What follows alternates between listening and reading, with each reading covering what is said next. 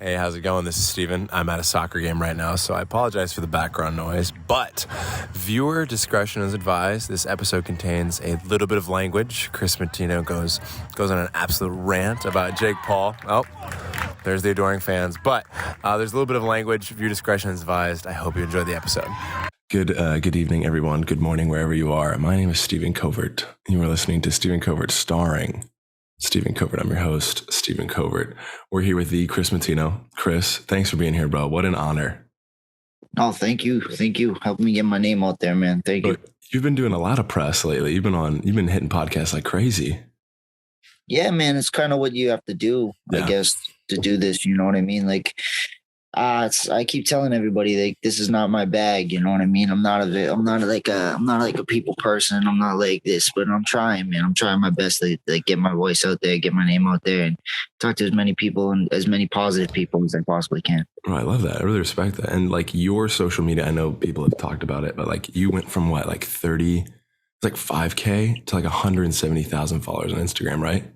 When I started that fight, I had 1,800 people, and then now I'm at 170,000 or something like that. But it's crazy. Crazy, man. What has life been like? Like, how has your life changed since this influx of random popularity from the fighting game?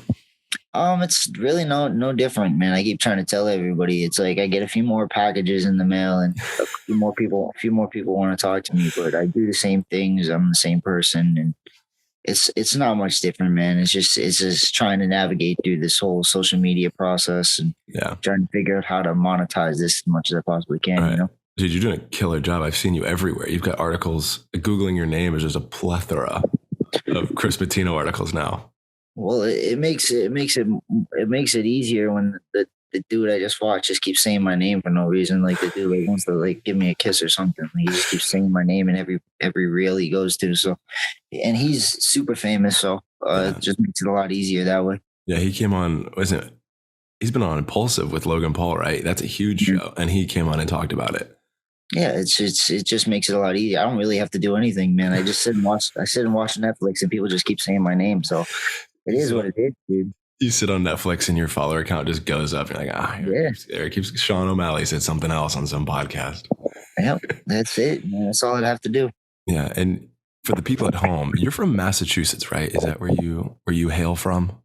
Yeah, I'm from Milford, Massachusetts, man. A small town. It's like 40 minutes out of Boston, and we're trying to get it on the map. You know? Right. What's life been like? Are you like a hometown hero now? Like, what's changed since coming back to Milford, Massachusetts after blowing up online and on TV everywhere?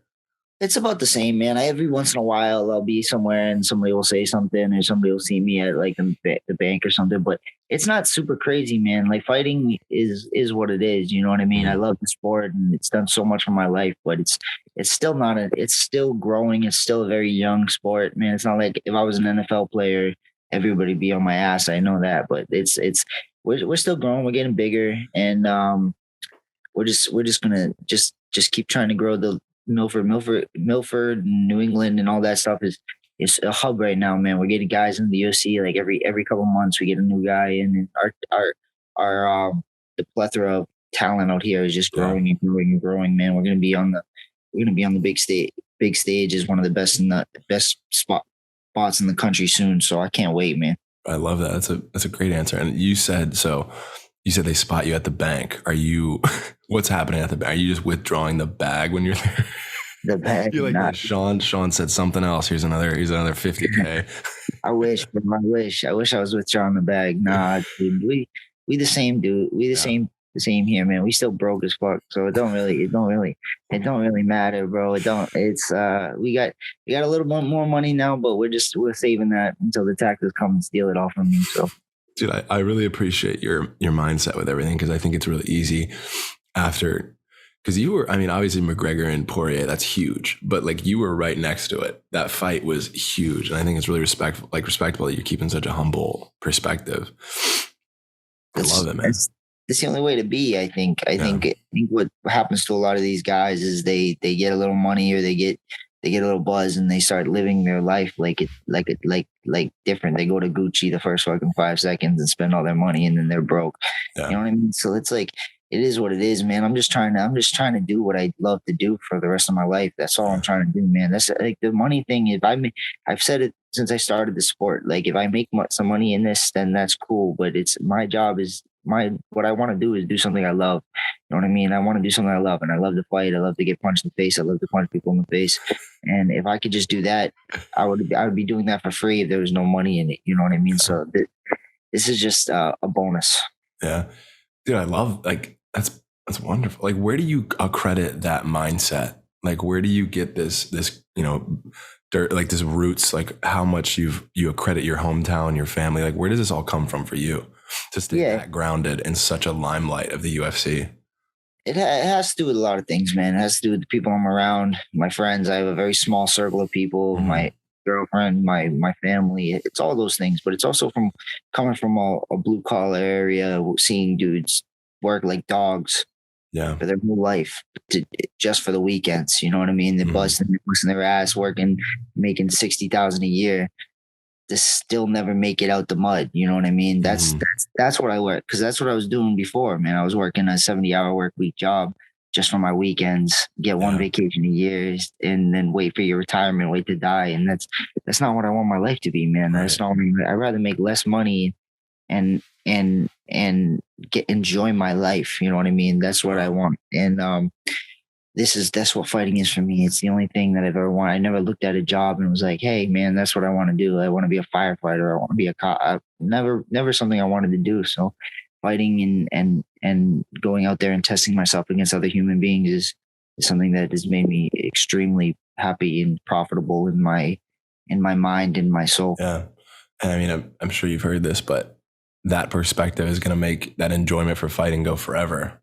Like you said, you were doing the 9 to 5 every day, and now you found something that you really, really enjoy. And I think that's the goal of life right there, to get your career in something that you could wake up and do every morning with a happy motivation smile.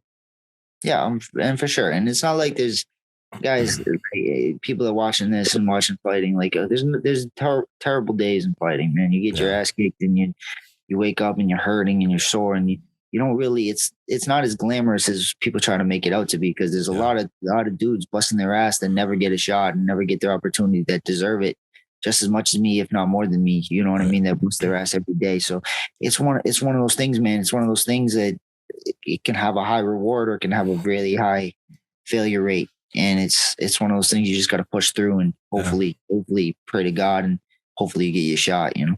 Yeah. I love that. And I know, like, this has happened to me before. I went to like Las Vegas one time, and it altered my perspective of that life completely. And coming from like small town Milford, and now that what did the fighting game at such a high level, like, how did that perspective change for you? Like, what was your initial opinion or perspective of that scene before you really broke into it in a bigger, like, pay-per-view UFC sense?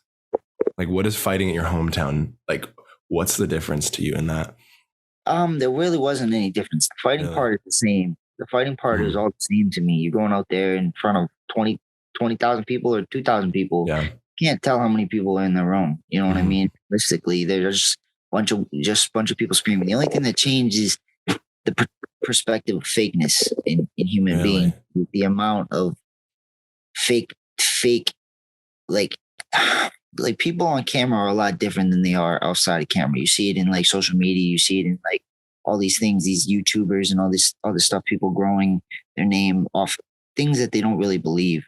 And that's what I'm trying not to be. I'm trying to be the same guy off camera as I am on camera, period. I'm not fake. I'm not going to lie. I'm not going to put on a fake face. If I don't like something, you're going to know I don't like something. If I do like something, you're going to know I love it. So it is what it is, realistically. But the fighting part, to me, I could do it on 10 days. I could do it on 2 months. Yeah. You know what I mean? I'm going to go in and fight the same, and I'm going to go out there and put on 4.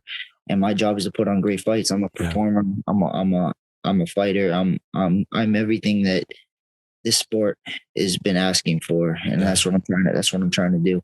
I love that perspective. Because you mentioned something about like 10 days. That was how much notice you had, right, before the O'Malley fight. a solid 10 days to prepare for the biggest fight of your life so far. When you got that call, did you finish the Netflix episode, or did you say, all right, but did you just stay ready? So I was training for a fight August 14th. So it would have been in Mississippi. So I was still training. I was training hard, but I wasn't where I would have liked to be at that point. And then his last opponent pulled out. I think he was supposed to be fighting Louis Smolka. Pulled out. He got injured or something. And my manager was like, "Hey, we'll just throw your name in there. You're probably not going to get called, but we'll see." You know what I mean? They threw my name in. They took it past the first round. They said, "Okay, we're going to look at it." And then 5 seconds after that, I got a bunch of DMs, like 1,000 DMs, like more DMs than I've ever seen in my life. And it was a bunch of people I've never met or heard of. They were all telling me I was going to get my ass kicked. I was going to get knocked out. I was going to it got to the point where they were like, "You're going to die. You're going to actually die." And then 5 seconds after that, my manager calls me back and he's like, "Yo, you got the call." It's like you hear the words, it took my breath away. Like, I had nothing to say. I didn't really know what to do. The excitement level was so high. That was the most excited I was, even more than when I was actually in the cage. You know what I mean? So it was just a great feeling because it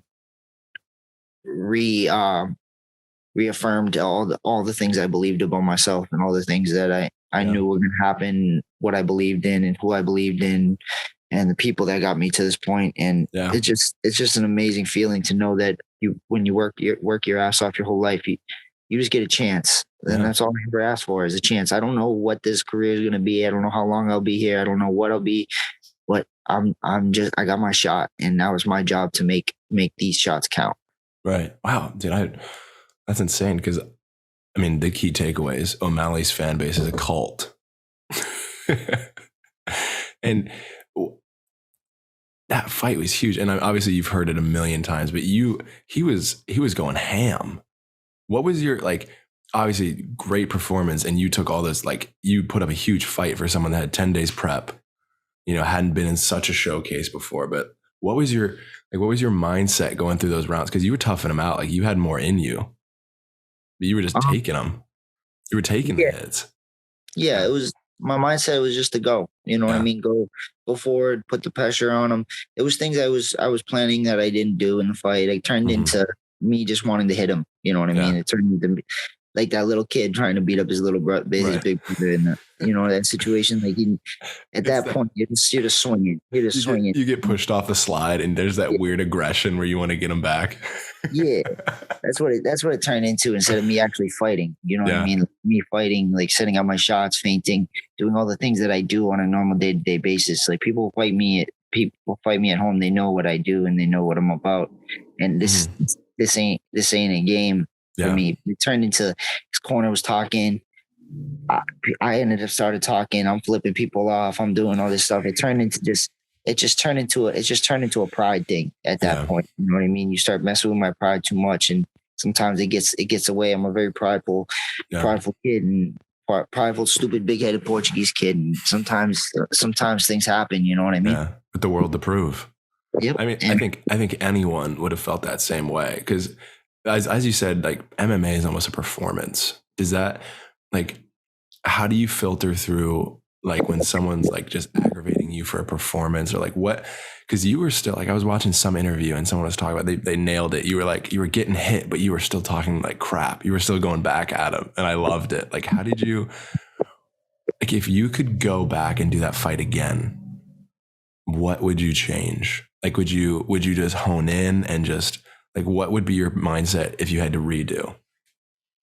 Just move my head a little bit more, feint a little bit more, set up my shots a little more. Don't chase him. Walk him down a little bit more. But hey, man, life, it happens the way it happens, man. I can't go back in time. I don't dwell on it, man. Right. I've just gotten better. I've gotten better since that last fight, man. And we've been working different things. I added some more coaches. I still got my coaches, Ryan and Tommy from Regiment Training Center. And we've just been fixing little things and trying to improve. And I just can't wait, man, to go out there and have another fight in the UFC and try to show you guys what what I love and Right. what I'm about. You know what I mean? And that's the key right now, man. Like I'm not.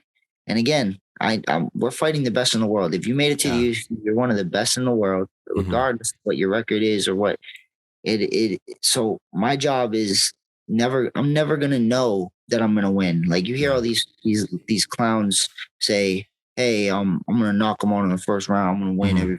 They don't actually believe that. They don't actually know. They don't know what they're gonna do. They don't know what the fight's gonna be. Yeah. Man, you can walk out into a fight and get starched in 20 seconds, man. That doesn't mean I believe I'm gonna lose. I know I know in my heart and my soul that I'm gonna win, but we have to understand these stuff. I'm a realist and I know what fighting is, and I know the highs and the lows and the ups and downs. I lose one or two fights and then nobody likes me no more. You know what I mean? That's the way fighting is. That's the difference between a football game or a basketball game where you have people that you can blame this on. You're a great player, but you blaming it on this guy and that guy. It's all me. It's all me. And I signed up for this, dude. I signed up for this. I signed up for the shit talk afterwards, like you're a bum and that. Hey, if I lose a fight, that he's allowed to say whatever the hell he wants about me. There's nothing I can do. Am I going to say I'm going to beat you up? I already lost. Yeah. I already lost. There's nothing else I can do about it. My job is just to take it and get through it and bite my lip and just keep going, man. Yeah, I think that perspective is only shared by pretty much you in the fight game right now. I can't look at any fighters that I've watched recently and say, man, they really took that loss well. Or, they know they lost and they'll do better. It's all a performance, it seems. Oh, for sure, man. Listen, I've just been very fortunate to have people that did this for a long time. Yeah. You know what I mean? Like the guys I'm around were in the UFC for when I started. Dude, my first coach was in the UFC for 10 years. It was George Rivera. He fought guys like Anderson Silva. He fought guys like Rich Franklin and stuff like that. So I knew what it was. I knew the highs and lows before I even started fighting, man. That was the first thing he told me, man. They're going to love you until they don't love you. Wow. You know what I mean? You could win a fight and be on top of the world. Everybody's kissing your ass, and then you lose your next one. Nobody says a word to you. You know what I mean? So this is what I knew going into this. I knew what fighting was. I knew how to deal with it. I knew what to deal with. Right. I knew how to talk. Like I'm one of the shyest, quietest people you'll meet in the world. You know what I mean? Out in person, I barely talk. But when I'm on these, I know how to talk on a camera. You know what I mean? Because this is what I have to do. This is a job. This is part of the job. Right. Part of the job is the answering questions and talking and enunciating your words so people understand them. And this is my job, dude. This is what I was made to do. This is what I was born to do. I'm born to fight. I'm born to do this and put on a show. And every fight I'm in is exciting, man. If you go watch my track record, I fought some of the best dudes in the world, guys that have made it to the UFC, and they're all bangers. Every one of them. Every highlight reel goes hard. Yep, everyone. Dude, but I really appreciate it. And you talk about, like, I noticed you talk about the highs and the lows a lot.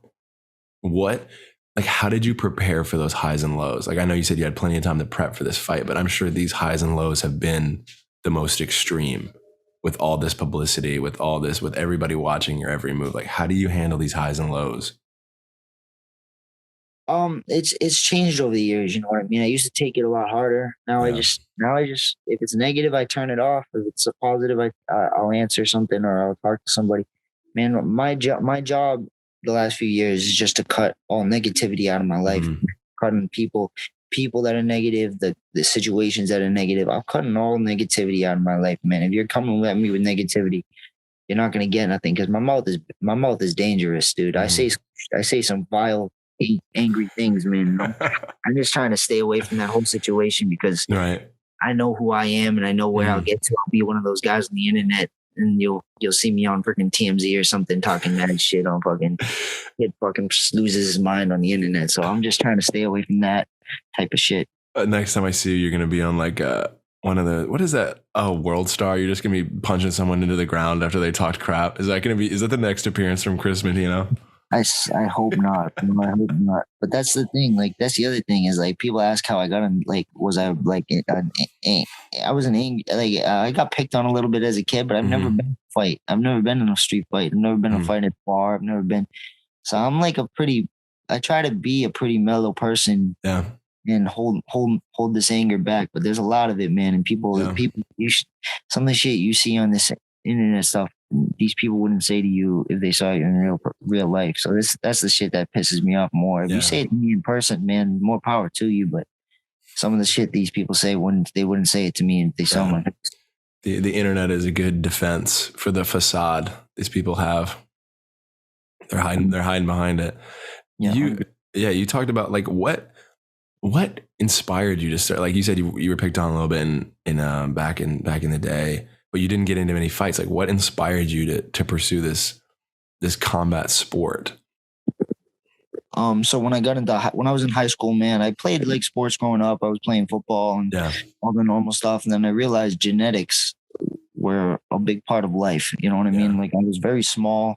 I was probably up until I was a senior in high school. I was like 5'1". I was very tiny.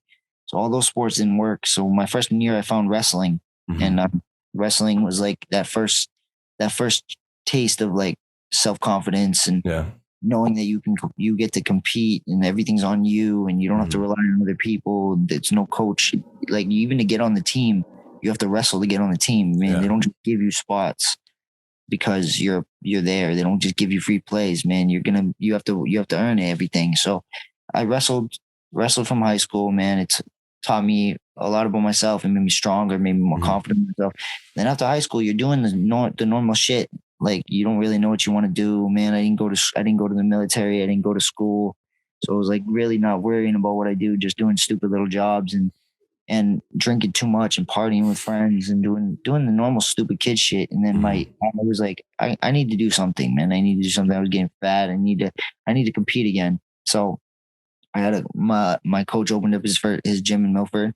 I decided, hey, I'm gonna try it out, man. I got punched in the face a few times and was like, oh, this might be pretty cool. And then 3 months in, before barely knew how to throw a punch, my coach was like, hey, let's just go out there and do you want to try a fight? 3 months into training, and I was like, okay, whatever, man. I ended up getting lucky. I got lucky and won, and then that was it, man. I was hooked. I was like, this is what I'm gonna do. This is everything. I'm gonna commit my whole life to it, and it became the only thing in my brain for years now. Became hardwired. I better see you, Kris, on like a Wheaties box next year. I want you on the Wheaties box. Wheaties, bro. I don't know. I don't fuck with Wheaties. You don't like Wheaties, bro? Be on the Cookie Crisp, dude. You like cookie? Is that your go-to? Do you like Cookie Crisps? Lucky Charms, dude. Something nasty, bro. Lucky Charms are kind of hard, though. I will agree. I like some Lucky Charms. Yeah, man. I'm not trying to be a superstar, man. Like that's the other thing. You see all these guys that like selling themselves for the camera. This is the crazy. The best thing about this is that it's just been happening naturally. Whether it's like whether I get bigger or I don't get bigger, man, I'll be all right. You know what I mean? I already made more money fighting than I've ever made in my life working a fucking full-time job. So I'm already happy with the situations. I'm just want to keep winning, man. That's the key here. So like I'm like everybody was like, how happy were you about the fight and this way it went, man? Realistically, man, I'm not very happy about it. I'm not very happy about it. I understand it was a great fight. Everybody enjoyed the fight, which is part of what this is, man. I'm a performer, so I want to do that, but I'm a competitor first in my own right, and I want to win every time. I want to win. So no, I'm never gonna be happy with that fight. I'm gonna look back and maybe someday if I get the wins going, I get in a good spot and we can run it back. If not, man, I don't care really, man. I'm not here begging for fights. I'm gonna fight the guys the UFC throws in my face. I'm gonna beat them and look to be a world champion and be a Hall of Famer. That's my end goal, and that's what I want to do with this. I think that contentment that you experience is like a rare attribute of someone in the industry. That's huge. To an extent, man. I'm not content with anything. You know what I mean? But you're going with the punches. You feel good about each. You're not looking for more money right now, but you're trusting the process. Yeah, 100%. Because I feel like it just comes out unnatural, man. Everybody's trying to be Connor McGregor now. Like, you know what I mean? Like everybody wants the $100 million, and they're trying to like do whatever they sell their soul to the YouTubers and all this shit that everybody's trying to be. And it's just I'm not trying to be that guy. Like, you know what I mean? Like I'm so grateful. Like I've had little companies hitting me up and this and that, hitting me up, and it's cool and shit, but it's like at the end of the day, man, I still need my personal life to be adequate, and I just need my life to go on, and I just want to be a fighter, man. I just want to be a fighter, man. I'm not trying to be a billionaire and shit. Yeah. If I make some money in this, I make some money in this, and that's the end. I just need enough, man. I've always said that. I just need enough. Like people, I don't buy clothes on a daily basis. I'm not buying a fucking Maserati tomorrow. So I'm not really worried about the fucking millies yet. If it ever happens, it happens, but we'll see it. Take it one day at a time. Yeah. And I think like I said earlier, your perspective is definitely refreshing. And I think it's going to take you a long way, because I think like you said, everyone's consumed with the financial gain and the notoriety. And you touched on like the YouTube sphere. What is your thought? I got to ask you what you think about the Logan Paul and Jake Paul. Like, what are your thoughts on that? Like the selling out pay-per-views with no credentials at all, but still being just trending worldwide. Like, as a fighter, what is your perspective on that?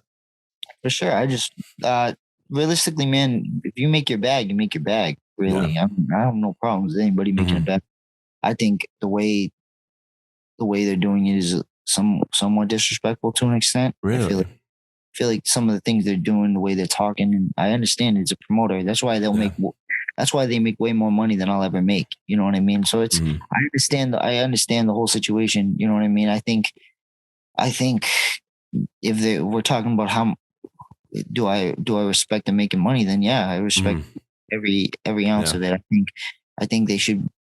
I think it's just when you look at how boxing works and how fighters work, you see a lot of really talented boxers that'll never make as much money as them that have worked, come up through amateurs, and it just saddens me, because I see these young guys that have worked their whole life to get to these points, and then they have to fight a YouTuber to make close to what they want to make. You know what I mean? Yeah. Like, and that's the only problem with it. But hey, man, I'm not here to fucking stop anybody from making a bag. Make as much money as you can. Just do what you got to do, and do what makes you happy. And obviously they love it. They love it and enjoy it, and that's what they want to do, man. They seem to be winning, so what the fuck doesn't matter? What the fuck does it? Me over here in Milford, Massachusetts, they don't give a fuck what I'm saying anyway, so it doesn't really matter to me. We're gonna find a way that they see this podcast. They'll hear. They'll fight you next, Kris. Yeah, they'll fight me next. I'm good.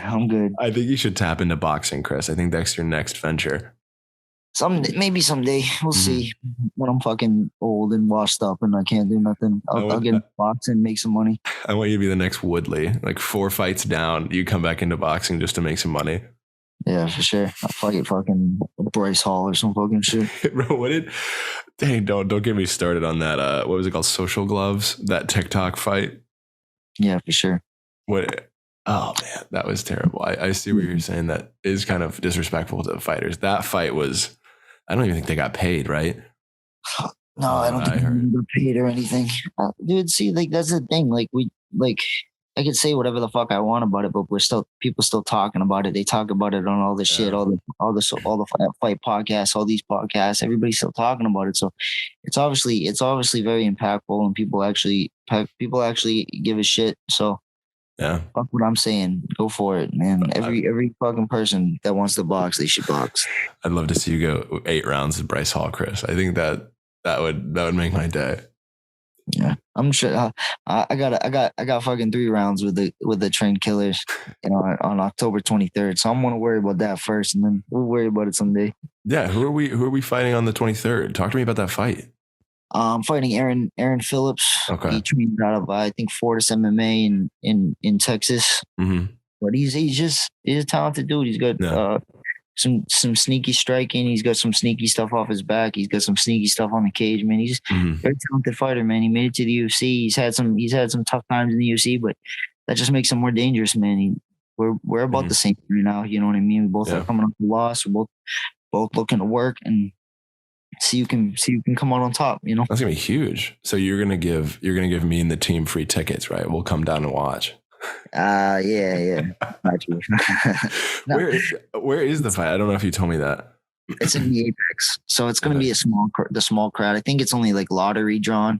I don't know how that actually works. You know what I mean? Because my first fight wasn't the most realistic view of what fighting actually is, man. Because I just got lucky and was on a Connor card. You know what I mean? But realistically, I think the Apex only holds like 200 people, 300 people, or something like that. So it's not really like one of those big fights, but it's still, there's some big names on the card. I think it's like the Martin Vittori versus Paul Costa card. So there's some big names. It's going to be Costa's a big name. Yeah, he's huge. Yeah. So it's going to be cool, man. It's going to be some good fights on there, and my job is just to steal the show and get fight of the night. Well, we definitely have to come down. We're taking the whole team to the Apex. We're gonna figure out a way to get tickets. I'm gonna be there, Kris. You're gonna see me I'm gonna be ringside. All right, I got you, bro. But so coming off the O'Malley fight, obviously there's gonna be less eyes. You're gonna be a little bit more cool under pressure. Like what's the new strategy for this fight? You'll see October 23rd with the strategy. You can't talk much about it.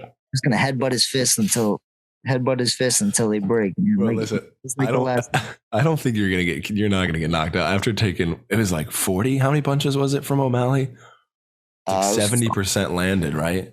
Yeah, it was like 100, 185 or some fucking shit. Hey, man, listen, people keep saying that and stuff. Like, I've been dropped before. I've been put out before. I've done all that. Like, that stuff's funny to me. You know what I mean?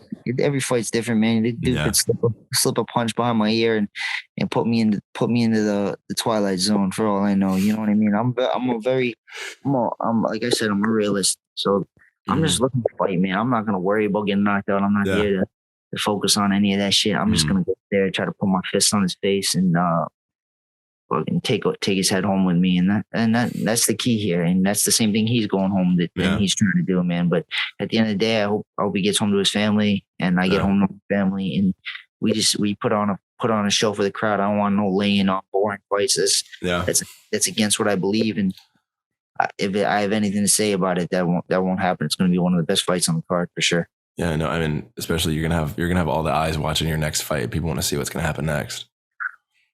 If you lose on the rare chance, you have to promise me that you're gonna talk like McGregor did to Poirier and talk about his wife being in your DMs. Definitely won't, for sure. I need to see you on the ground with a broken, what was it? He like snapped his ankle and started talking about Poirier's wife. Yeah, that was insane. That's what we don't like about McGregor right there. He's just a different animal. That's a different human. I can't be like that, man. It's never me. I loved McGregor for a long time until I think that moment, my respect kind of went down just a tad. Yeah, man. He's give it to him at least, man. He's the same person off and on the mic as he is off the mic for sure. You know what I mean? That's like a lot of guys that'll do that. Like, in front of a camera, man, they're super boisterous and loud. Off the camera, they don't say a word. That dude is a psychopath in and out. Whether you like him or don't like him, man, that's really him, man. That's crazy. I think you have to be a certain type of animal to be Connor McGregor, man. Oh, for sure. Were you sipping on Starbucks right now, Kris? What are you sipping on over there, Kris? It was just a little coffee. What's your go-to coffee? Let's sidetrack a little bit. Let's talk your what's your go-to Starbucks order, Kris? Well, it's the fall right now, so it's a little pumpkin stuff, dude. You got the pumpkin spice latte, Kris? Yeah, I got some pumpkin spice right now. What, like, are you super like diet heavy? Like, what is your diet like before a big fight like this? I don't know if you can be affording those sugars right now and those carbs, Kris. Well, we still got 7 weeks, so I'm good for a little while. But now my diet is right now it's good. I'm eating pretty good and stuff like that. We got to get the weight to start to go down, but we still got a lot of time left. But now outside of fighting, I'm a disgusting human being. I eat nothing but garbage and trash, and I eat McDonald's and all that shit, and that's the problem. That's the problem I've been getting to in the last few years, man. I got like, my body should be a lot different, but I like shit food. So You can't be saying that on the podcast, man. You can't be talking about your bad diet. No one can know about that. They can all know, dude. They all know. I've said 15 different podcasts, you know what I mean, that I eat McDonald's and trash. So if you have to be shredded, Kris. I want to see you shredded at the fight. Dude, I've never had an ab in my life, bro. Let alone this one. So I don't. Abs don't win fights. Remember that. Hey, but they do sell tickets sometimes. If you think about it.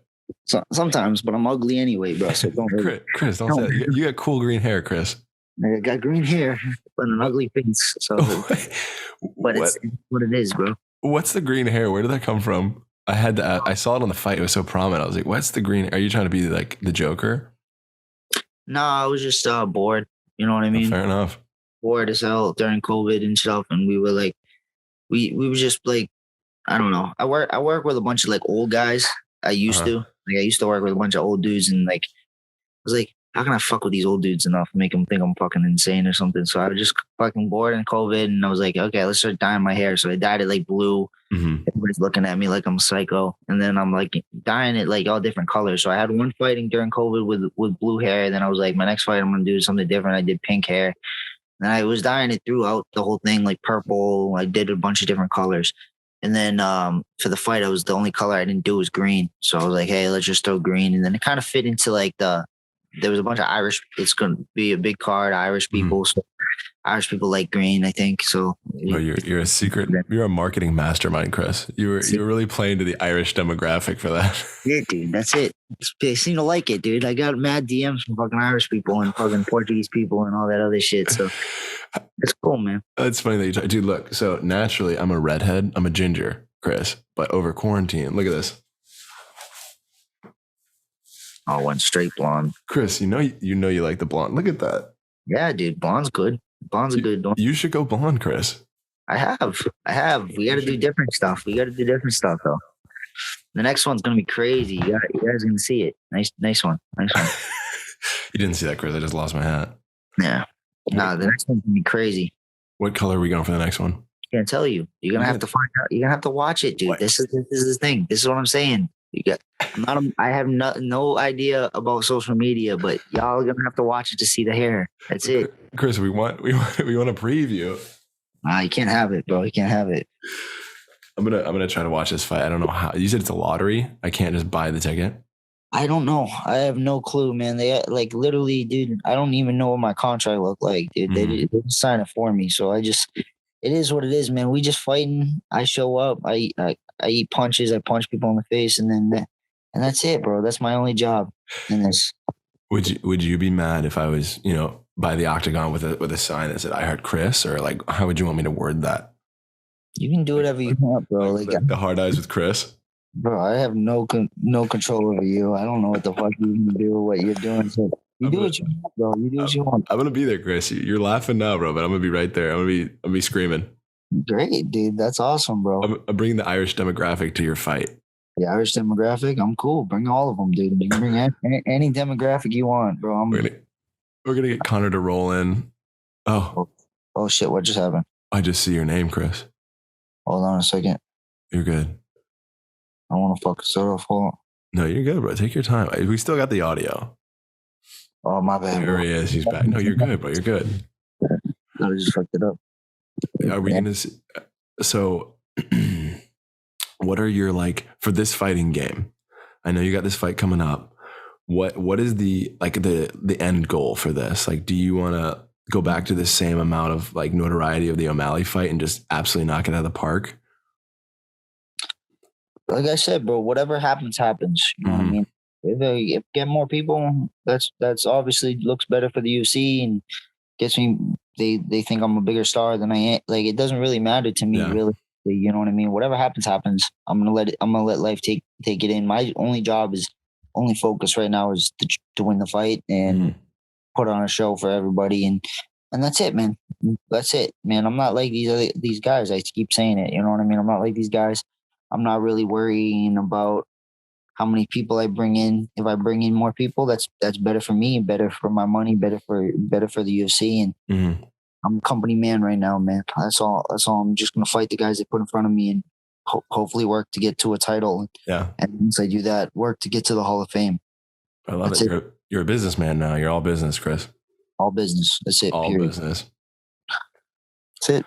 Hey, well, Kris, before we close, are there any brands? Do you have like a new song dropping? Like, is there anything else you want to plug before we close? Yeah, a new song. My rap. Do you have a rap career coming, Kris? That's it, dude. Nah, dude. Just follow me on whatever social medias I have, man. You follow me on my Instagram, Kris_is_soulless. You can follow me on my Twitter, Moutinho Kris, and stuff like that, man. You can just follow me on there. Any new companies I work with and stuff, they're all on my Instagram. You can check them out, man, please, because I'm just helping these guys grow, and they can help me grow. And I thank you guys for having me on. Bro, absolutely. Thanks for being here, man. And that's about it, man. I appreciate you all. Dude, hey, I appreciate your perspective, your attitude. Even coming on this podcast is a huge honor that you'd be here. So make sure you follow Mr. Kris on Instagram. He's going to come out with a new hair dye. He's going to be sponsored by a new hair dye for this next fight. October 23rd, correct? October 23rd, for sure. October 23rd, Kris is taking on the next big fight. Make sure you follow him on the socials. I appreciate all of you for listening. This has been Stephen Covert, starring Stephen Covert. I'm your host, Stephen Covert, with Kris Moutinho.